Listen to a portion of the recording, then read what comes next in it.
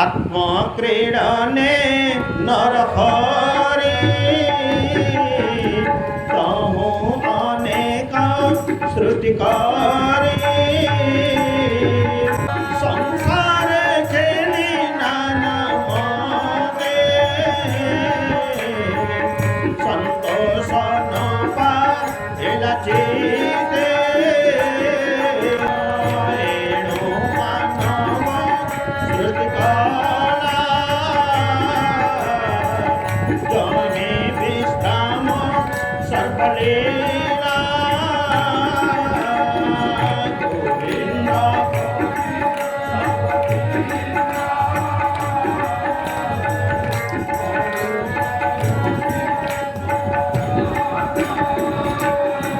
गोविंद सच्चिदानंद भगवान के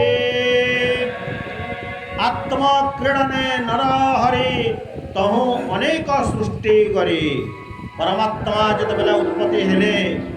ब्रह्मरु सेतेबेले निजर आत्मार संगे खेलबार लगे निजर शरीर रु अनेक आत्मा को सृष्टि करे तहु अनेक सृष्टि करी किंतु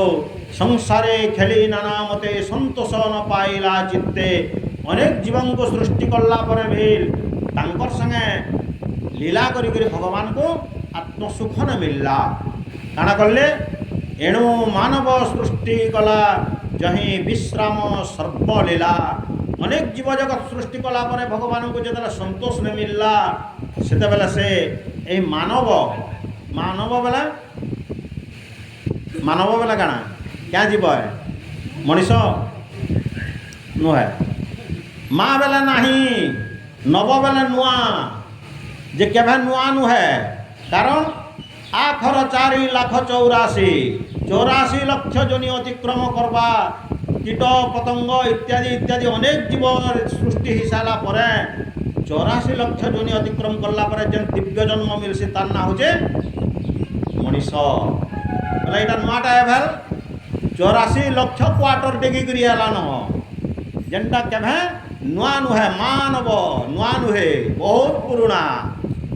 तेणु अनेक जीवंकर संगे खेली करी जो भगवान संतोष ने पहले सेते बेले भगवान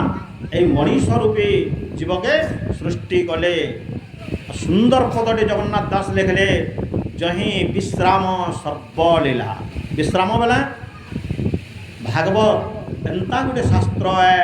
जार प्रत्येक पद पदरे गुढ़ तत्व अच्छे प्रत्येक शब्दरे कारण हजार हजार वर्ष पूर्व भागवत आलोचना होचे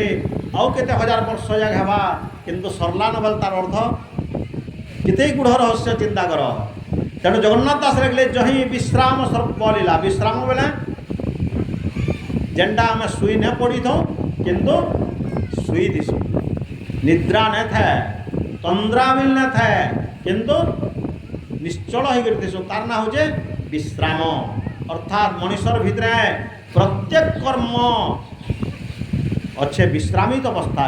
सुप्त अवस्था नुहे कि मृत अवस्था नुहे प्रत्येक लीला अच्छे परमात्मा समस्त गुण मनुष्यर भितर अच्छे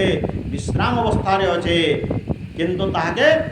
परिस्फुट करवार दरकार है भगवान ये मनुष्य रूपी विचित्र जीव के